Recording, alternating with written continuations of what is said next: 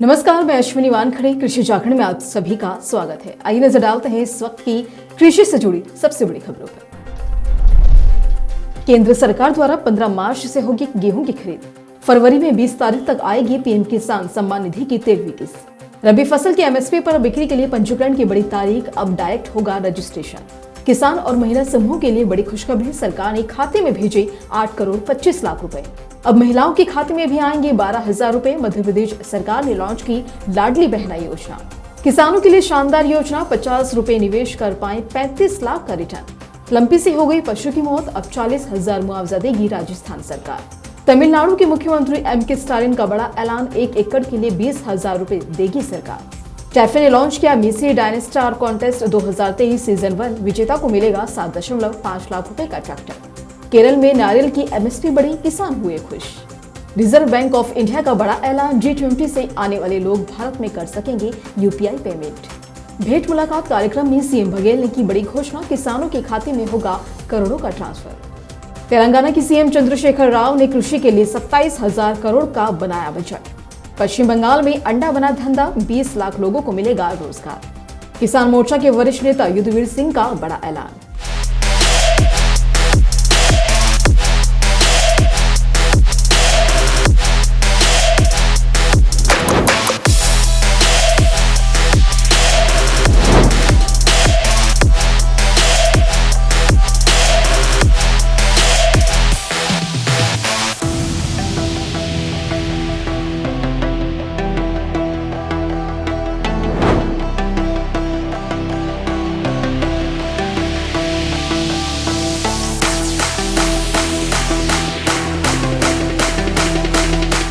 आइए विस्तार से खबरों की ओर रुख करते हैं। देश के बड़े हिस्सों में गेहूं की बुवाई पूरी हो चुकी है, वहीं कुछ हिस्सों में अभी भी बुवाई चल रही है। केंद्र सरकार बुवाई की बात खरीद को लेकर कितनी गंभीर है, इसका अंदाजा इसी बात से लगाया जा सकता है कि गेहूं की खरीद 15 मार्च से शुरू कर दी जाएगी। गेहूं खरीद की जमीनी स्तर पर क्या स्थिति होगी, इसका पूरा लेखा केंद्र सरकार द्वारा तैयार किया जा रहा है। तो वहीं OMSS नीति के तहत सरकार FCI को थोक उपभोक्ताओं और निजी व्यापारियों को समय समय पर खुले बाजार में पूर्व निर्धारित कीमतों पर खाद्यान्न, विशेष रूप से गेहूं और चावल बेचने की अनुमति देती है। इसका उद्देश्य मांग अधिक होने पर आपूर्ति को बढ़ाना और सामान्य खुले बाजार की कीमतों को कम करना है। देश में गेहूं उत्पादन फसल वर्ष 2021 और 22 में पिछले वर्ष के 10 करोड़ 95.9 लाख टन से घटकर 10 करोड़ 68.4 लाख टन रह गया था। प्रधानमंत्री किसान सम्मान निधि के 12वीं किस्त किसानों के खाते में जा चुकी है। किसान अब 13वीं किस्त का बेसब्री से इंतजार कर रहे हैं। केंद्र सरकार के अधिकारियों का कहना है कि इस बार खाते में देर से पैसा आने की वजह अपात्रों की सूची से बाहर करना है। केंद्र सरकार की कोशिश है कि किसी भी सूरत में अपात्र किसानों के खाते में पैसा ना पहुंच पाए। इसके लिए केंद्र सरकार हर जतन से जुटी हुई है। तो वहीं 13वीं किस्त किस दिन आएगी, इसको लेकर हर तरफ चर्चा हो रही है। जानकारी के अनुसार फरवरी में 20 तारीख से पहले किसानों को सम्मान निधि जारी की जा सकती है। इसको लेकर केंद्र स्तर पर भी गंभीरता से विचार चल रहा है। हालांकि 13वीं किस्त कब तक खाते में पहुंच जाएगी, इसको लेकर अभी तक कोई आधिकारिक बयान सामने नहीं आया है। हालांकि जल्द ही केंद्र सरकार से इस संबंध में बड़ी घोषणा होने की उम्मीद जताई जा रही है। रबी फसलें अपनी पीक पर हैं, जल्द किसान भी कटाई के काम में जुट गए हैं। इसीलिए कई राज्य सरकारों ने न्यूनतम समर्थन मूल्य पर रबी फसलों की बिक्री के लिए पंजीकरण की प्रक्रिया चालू कर दी है। अब हरियाणा में भी जल्द ही रबी फसलों की खरीद चालू कर दी जाएगी, लेकिन सरकार को फसल बेचने के लिए पंजीकरण करवाना अनिवार्य है। यही वजह है कि हरियाणा कृषि और किसान कल्याण विभाग की ओर से तीसरी बार पंजीकरण की तारीख बढ़ाई गई है। पहले 31 जनवरी से बढ़ाकर 6 फरवरी डेडलाइन निर्धारित की गई थी, लेकिन कई जिलों में 50% रकबे का भी पंजीकरण नहीं हुआ, जिसकी वजह से एक बार फिर पंजीकरण की तारीख बढ़ाकर 15 फरवरी तक कर दी गई है। हरियाणा कृषि और किसान कल्याण की ओर से जारी नोटिफिकेशन के मुताबिक रबी फसलों की बिक्री के लिए मेरी फसल मेरा बोरा पोर्टल पर पंजीकरण करवाना अनिवार्य है। इसकी तारीख को बढ़ाकर 15 फरवरी कर दिया गया है। कृषि विभाग के अधिकारियों ने बताया कि सिर्फ रबी फसल की एमएसपी पर ही बिक्री के लिए पंजीकरण करवाना अनिवार्य है।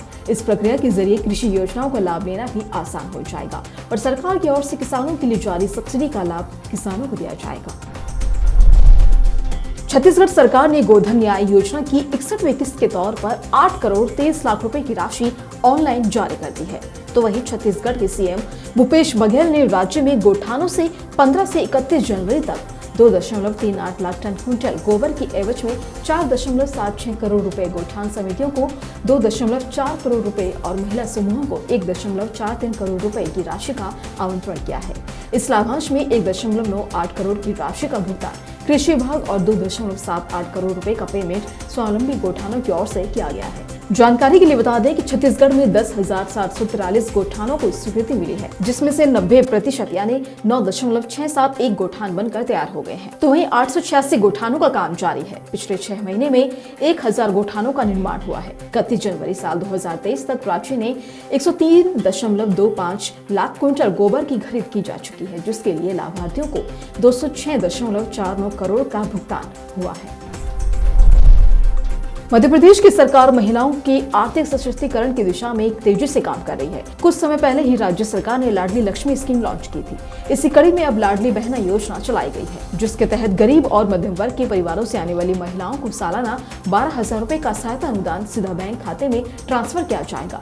ये धनराशि हर महीने की 1,000 रुपए की किस्त के तौर पर सिर्फ उन महिलाओं को दी जाएगी जो इनकम टैक्स के दायरे में नहीं आती है। रिपोर्ट की माने तो मध्य प्रदेश सरकार की लाडली बहना योजना को विधानसभा चुनाव जीतने का मास्टर स्ट्रोक बताया जा रहा है। दरअसल साल 2007 में भी शिवराज सरकार ने लाडली लक्ष्मी स्कीम लॉन्च की थी, जिसका सकारात्मक प्रभाव साल 2008 और 2015 के विधानसभा चुनावों में देखने को मिला। गौरतलब है कि लाडली बहना योजना का लाभ सिर्फ मध्य प्रदेश की महिलाएं ही ले सकती हैं। हर जाति, धर्म और समाज की महिला को लाडली बहना योजना से जुड़ने का पूरा अधिकार है, बशर्ते मध्य प्रदेश राज्य की निवासी हो और इनकम टैक्स के दायरे में न आती हो। ऐसा है तो हर महीने 1,000 रुपए की किस्त यानी 12,000 रुपए सालाना सीधा बैंक खाते में ट्रांसफर होते रहेंगे। एक अनुमान के मुताबिक राज्य के करीब 1 करोड़ महिलाएं लाडली बहना योजना का लाभ ले सकती हैं। गांव की अर्थव्यवस्था शहरों से काफी अलग है। यहाँ लोग ग्रामीण कामकाज से अपनी आजीविका कमाते हैं, जिसमें खेती, पशुपालन जैसे कई गतिविधियां शामिल हैं। ग्रामीण आबादी की आय बढ़ाने और उन्हें तमाम सुविधा मुहैया करवाने के लिए सरकारें लगातार प्रयासरत रहती हैं। कई योजनाएं चलाई जाती हैं, जिनसे जुड़कर ग्रामीण आबादी अपनी भविष्य को आर्थिक और सामाजिक तौर पर सुरक्षित कर सके। इसी उद्देश्य के लिए लोग LIC और बैंक FD में भी निवेश करते हैं, लेकिन पोस्ट ऑफिस की भी कुछ योजनाएं पैसा बढ़ाने में मददगार साबित हो रही हैं।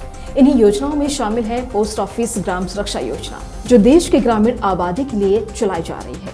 इस योजना से जुड़ने वाले लाभार्थियों को 50 रुपए प्रति दिन के हिसाब से निवेश करने होंगे। ये पैसा हर दिन नहीं देना है, बल्कि हर महीने 1,500 रुपए जमा कराने होंगे, जिसके बदले में एक निश्चित समयावधि के बाद 35 लाख का रिटर्न मिल सकता है। राजस्थान में पिछले साल पशुओं पर लंपी वायरस का कहर बनकर टूटा था, तो वहीं गहलोत सरकार की ओर से पेश हुए बजट में ऐसे पशुपालकों के जख्मों पर मरहम लगाने की कोशिश की गई है।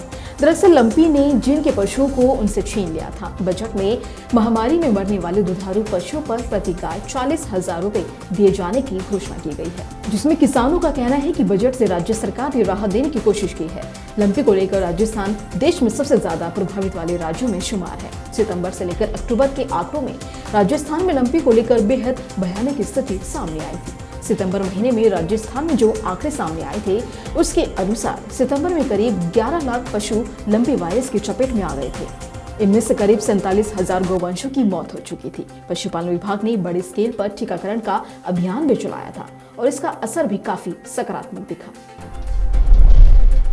तमिलनाडु के मुख्यमंत्री M.K. स्टालिन ने बेमौसम बारिश से प्रभावित राज्य के किसानों को बड़ी राहत दी है। चेन्नई में उन्होंने घोषणा की कि कावेरी डेल्टा में बेमौसम भारी बारिश से किसानों को 20,000 रुपए प्रति हेक्टेयर की राहत प्रदान की जाएगी। 33% या उससे अधिक धान उपज के नुकसान पर राशि दी जाएगी। आपको बता दें कि राज्य अधिकारियों द्वारा कावेरी डेल्टा क्षेत्र में बारिश से प्रभावित फसलों का निरीक्षण करने के बाद स्टालिन ने प्रभावित किसानों के लिए राहत पैकेज घोषित किया। राजस्व और कृषि विभाग मिलकर फसल क्षति का आंकलन करेंगे और दलहनी श्रेणी में क्षतिग्रस्त फसलों के लिए 3,000 रुपए प्रति हेक्टेयर की दर से मुआवजा दिया जाएगा। वहीं प्रभावित उड़द किसानों को 50% सब्सिडी पर 8 किलोग्राम दलहन की बीज दी जाएगी। कावेरी डेल्टा के किसानों को आपदा प्रबंधन नियमों के अनुसार बारिश से प्रभावित धान की फसल की कटाई के लिए तैयार 33% या फिर उससे अधिक के नुकसान के लिए प्रति हेक्टेयर 20,000 रुपए की राहत राशि प्रदान की जाएगी। तो वहीं बारिश से प्रभावित किसानों को तुरंत धान की कटाई करने में मदद करने के लिए कृषि अभियांत्रिकी विभाग के माध्यम से 50% अनुदान पर फसल काटने वाली मशीनरी किराए पर भी उपलब्ध करवाई जाएगी। दुनिया की तीसरी सबसे बड़ी ट्रैक्टर कंपनी और भारत में विश्व स्तर पर प्रसिद्ध मेसी फर्ग्यूसन ट्रैक्टर के निर्माता TAFE tractors and farm equipment limited ने मेसी डायनेस्टार कॉन्टेक्स्ट 2023 के पहले सीजन की शुरुआत की है। वास्तविक और रचनात्मक आइडिया वाले किसानों, उद्यमियों, स्टार्टअप्स, व्यक्तियों और विशेष संस्थाओं के लिए ये भारत की अपनी तरह की पहली ऑनलाइन खोज है, जो मेसी फॉर्ग्यून्स डायनेट्रिक ट्रैक्टर का उपयोग करके जीवन में प्रभावशाली ढंग से सकारात्मक बदलाव ला सकते हैं। प्रतियोगिता में प्रथम पुरस्कार विजेता को 7.5 लाख रुपए तक की कीमत का मेसी फॉर्ग्यून्स 241 डायनेट्रिक ट्रैक्टर भेंट में दिया जाएगा। इसके अलावा पहले 2 उपविजेताओं में से प्रत्येक को 8 ग्राम सोने का सिक्का, वहीं शीर्ष 20 चयनित प्रतिभागियों में से प्रत्येक को 5,000 रुपए के गिफ्ट हैम्पर्स दिए जाएंगे। केरल सरकार ने बजट 2023 और 24 में कृषि सेक्टर के लिए 971.71 करोड़ रुपए निर्धारित किए हैं।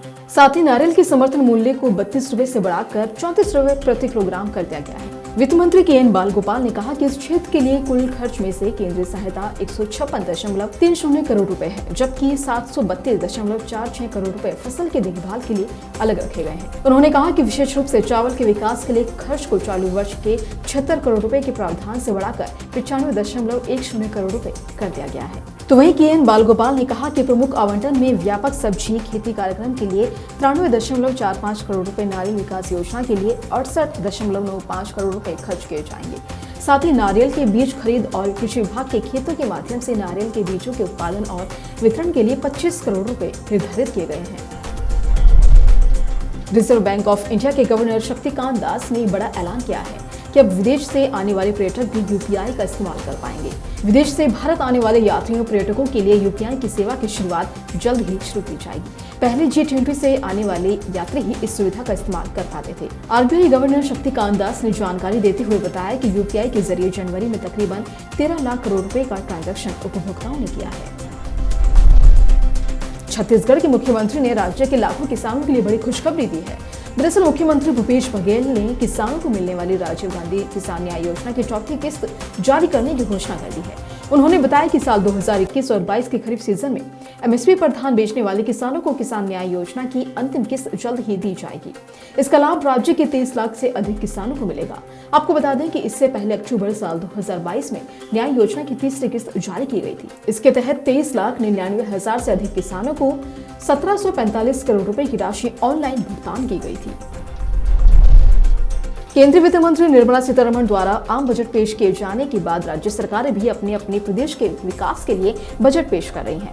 केरल के बाद अब तेलंगाना सरकार ने भी अपना बजट पेश कर दिया है। तो वहीं केंद्र की तरह ही चंद्रशेखर राव सरकार ने भी बजट में कृषि के ऊपर फोकस किया है। राज्य सरकार ने वित्त वर्ष 2023 और 24 के लिए कृषि सेक्टर में कुल 26,831 करोड़ रुपए आवंटित किए हैं। पशुधन संसाधन विकास विभाग के मंत्री स्वप्न देवनाथ ने कहा कि पश्चिम बंगाल सरकार का दिसंबर 2023 तक अंडा उत्पादन में आत्मनिर्भर बनने का लक्ष्य है। उन्होंने कहा कि सरकार इस मुकाम को हासिल करने के लिए उद्योग को और अधिक समर्थन देने को तैयार है। हालांकि उद्योग जगत के विशेषज्ञों का मानना है कि ये लक्ष्य बहुत आशावादी है। देवनाथ ने कहा कि हम मांस उत्पादन में आत्मनिर्भर हैं, क्योंकि ये हमारी मांग का 135% है। हम अपने अधिशेष मांस का निर्यात कर रहे हैं। हमने दिसंबर 2023 तक अंडा उत्पादन में आत्मनिर्भर बनने का लक्ष्य रखा है और उद्योग से उत्पादन बढ़ाने को कहा है। मंत्री ने कोलकाता अंतर्राष्ट्रीय पोल्ट्री मेले के उद्घाटन के अवसर पर कहा कि मौजूदा समय में राज्य 12,003 करोड़ अंडे का उत्पादन करता है और 223 करोड़ अंडे की कमी है। किसान संगठन संयुक्त किसान मोर्चा ने एक बैठक की है। इस बैठक में कई मुद्दों पर चर्चा की गई। संयुक्त किसान मोर्चा ने कहा कि न्यूनतम समर्थन मूल्य पर कानूनी गारंटी देने की मांग करते हुए 20 मार्च को संसद के बाहर किसान महापंचायत करेगा। कृषि कानूनों के खिलाफ प्रदर्शन का नेतृत्व करने वाले किसान संगठन न्यूनतम समर्थन मूल्य पर कानूनी गारंटी देने की मांग लगातार कर रहे हैं। संयुक्त किसान मोर्चा ने बैठक में आम बजट की आलोचना करते हुए इसे किसान विरोधी करार दिया। उन्होंने मौजूदा केंद्र सरकार पर और भी कई आरोप लगाए। तो वहीं संयुक्त किसान मोर्चा के वरिष्ठ नेता युद्धवीर सिंह ने बताया कि किसानों को लंबित मांगों को लेकर एक बार फिर से आंदोलन करने के लिए मजबूर किया जा रहा है और इसी कड़ी में देश भर के किसान 20 मार्च को दिल्ली की ओर कूच करेंगे। पूर्व में किसान आंदोलन के दौरान सरकार ने जो आश्वासन दिए थे वो अब तक भी पूरे नहीं हो पाए हैं। सरकार अपने वादों पर खरा नहीं उतरी है। ऐसे में पहले 20 मार्च को दिल्ली में महापंचायत करेंगे, इसके बाद बड़े आंदोलन का फैसला किया जाएगा। इसी तरह की अन्य खबरों के लिए जुड़े रहिए कृषि जागरण के साथ। धन्यवाद।